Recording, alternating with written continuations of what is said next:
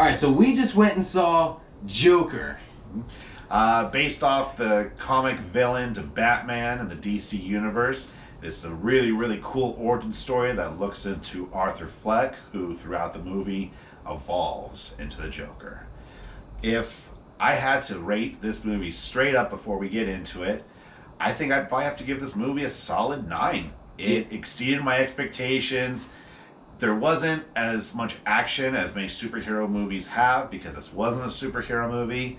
It had some really great ideas, some great themes throughout it, and really made you walk away not knowing if this is just a troubled person who finds his light in his life, or this is just a crazy person who just descends into madness. So solid 9 for me. Brian, what would you give it? I'd give it the same score. My goodness, this movie was very intense. It was so relatable. That is so weird to say. It is so relatable that you can look at this guy and understand, like, holy shit, like, he is going through some shit, and it is just absolutely ridiculous. So instead of giving you a breakdown of the movie, what we're going to do is we're going to touch on some major themes that I and Brian found throughout the movie. So I guess before we get into those themes, we should say spoiler alert. If you haven't seen the movie, pause it, go see it, and then come back and watch this movie, or watch this clip on YouTube. So, what was the first thing you want to bring up theme-wise in this movie? Well, I think I already said that, and the number score I gave it was how relatable it was. It was actually crazy to see this character where it's like every point in his life just seems like shit. And to me, it's relatable because it's like when you're going through these things and life is just really hard, it just seems so ridiculous sometimes. And it's just like, of course this happens to me because everything bad happens to me. And so that's exactly how he takes it. It's like everything is just so stupid, he just uncontrollably laughs about things. He laughs so hard that it hurts him to laugh. Essentially, the laughing is his coping mechanism, but it's his crutch because it really kind of puts him in a light where people think he's either crazy or he's nuts or he's stupid, all these things. One thing I didn't notice, and this is something you'll see throughout the movie, he works for this clown agency. And one of the managers of this clown agency is a short person. Yeah. And this is a person who gets shit on by everyone. And even though Arthur might laugh at him a couple times, the person, I can't remember the character's name, knows that Arthur's not laughing at him. He just laughs in just order to cope with things.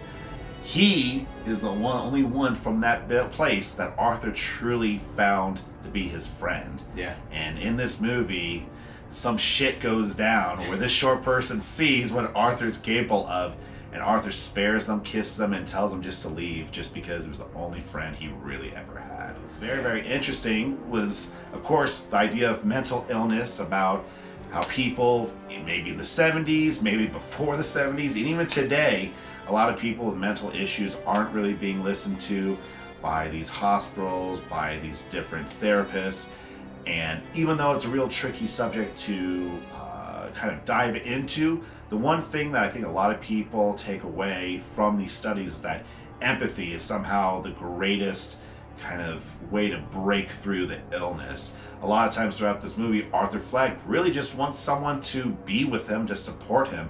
He sees things that aren't real, but those are the things that he wants. He wants to believe that all these things are changing for his life, that he's getting better, when really people are still kind of putting him down like they've always been doing. And there's even one point in the movie where you find out through his mom's file at Arkham Hospital that she was a mental patient, adopted him, and then throughout his life treated him like shit and lied to him. So all these things built up and kind of built him this person. And even though we might realize that there might be mental health problems interspersed through his life, he's not that insane. Yeah. I mean, he has some pretty crazy thoughts, but he's just a blind man trying to make it in this world, and everyone doesn't take to him and really kind of treats him like crap.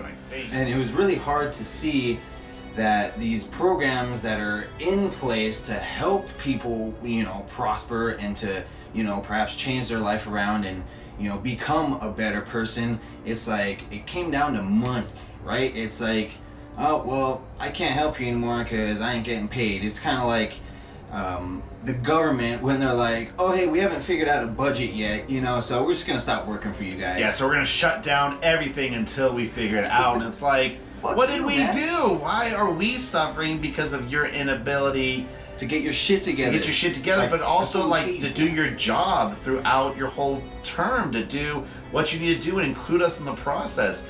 If you just put everyone aside and then at the last minute tell them what they need to do, people might not like that, and people might have to stand up and rise against. Thomas Jefferson, in the early days of this country, used to say that sometimes you need to wipe the flag of this country with blood of tyrants from time to time. That you essentially have to wipe the slate clean of the toxicity that controls it. Some people might take it in one way and some might take it in another, but if we have to devolve to those standards, that's what we should expect. But if we see ourselves as better than that, and we can look at everyone as an equal on some front, we can make progress in this world. But if you hold people down and you tell them that their life is meant for this, they might fight back. And in the Joker's case, he might have won. What's another topic you got here? Well, what he meant by what's going on in these days was there was a lot of political themes in the movie which felt very real because, yeah, like you said, it's happening today.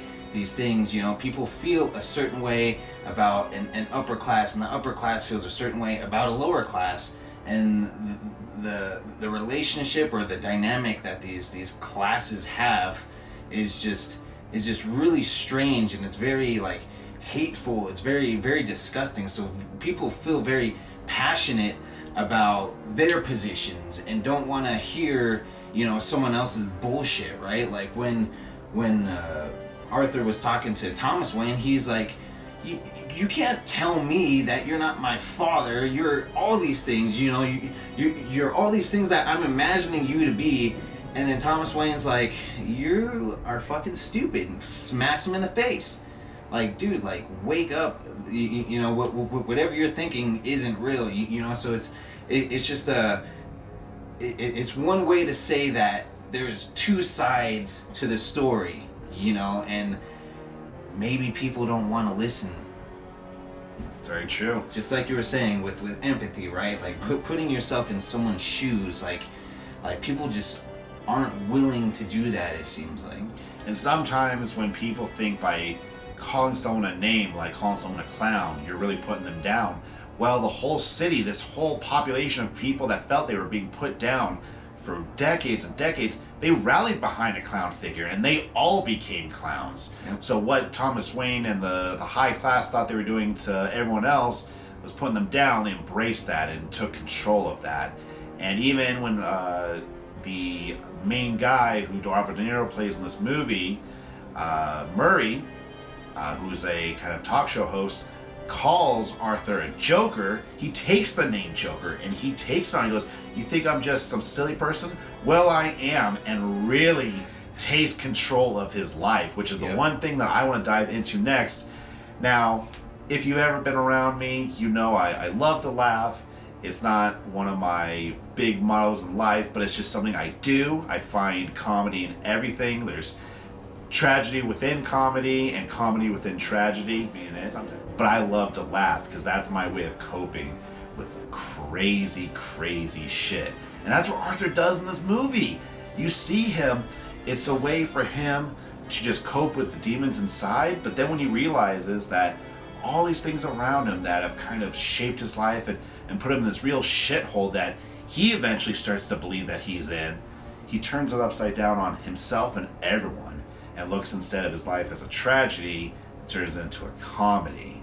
And now his comedy resulted in violence and anarchy and flipping the system on itself, but that was his way of really being in the driver's seat of his mind and his life.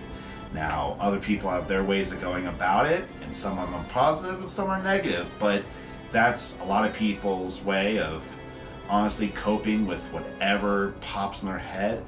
I always think that laughter is the best way to go about it, but Joker had a very Very peculiar way of going about it, which I think leads to one of the best scenes in the movie.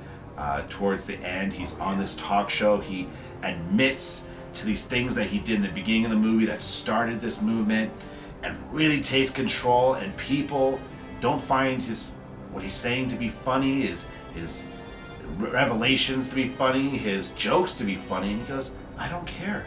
It's subjective. I find the humor in it, and that's all that matters. And then goes nuts and starts a revolution in Gotham City, which in turn leads to the night Batman was created. Batman was created. Bruce Thomas and Martha Wayne were at a show during this revolution at the end of the movie, and what do you know it, someone kills Thomas and Martha Wayne, and the Batman is born. So it's a very interesting take to say that anarchy and evil creates good and justice in this world, and sometimes we hold down people of a certain belief, a certain background. In today's age, we hold down people who try to break the mold, and we really try to say you have to be politically correct, you have to follow a certain mold and standard in order to be accepted by everyone. And I think in order to have a good society like we all should have, you have to take one with the other. In order to have political correctness, you have to have the exact opposite of political correctness. We all believe, maybe not all of us, but some of us believe in the idea of yin and yang. And to me, this movie was a great way of showing the yang to the yin of Batman. Of this character who just can't understand what the fuck is going on in this world. Yeah. And then when he finds it, he fucking goes with it. And now he's created an empire, a dynasty, or did he? He unknowingly just created the whole movement. You know, when he was in the talk show towards the end of the movie, he started going off and talking about these things like it's society that holds people down and makes us feel this way, and that makes us act in these radical ways that is like, you know, people are like, whoa, like what the hell are you doing? Hell is you doing? People who have opinions and ideas don't like to be fucking told that their ideas are stupid or they're shit or they're not worthy because the people who run the gig don't like it. Right. You saw it within Murray, you saw it within Thomas Wayne. Sometimes people find that inspiration comes from within, but I never believed that you could force inspiration on others. That's you dictating what people need to do, and people don't like that. Right. That's where empathy comes in. Like try to put yourself in someone else's shoes, because like we said earlier, this movie is very relatable on a lot of different levels. You know, like what's going on in our society currently feels like a lot of what's happening. You know, like the art is right there, and it's like, look, this is the kind of stuff that's happening. You know what I mean? So like maybe it takes this kind of thing for people to realize, like, oh shit, you know what I mean? Like this isn't just a character. Like this is stuff like this actually happens. Mm-hmm. And you don't have to view the Joker as the protagonist of this movie in order to see that what he's saying might be a little right. So there you have it. That's our take on the Joker and some really cool themes that came from it. Like we both said, we gave it a 9 out of 10. We think this is definitely a watchable movie.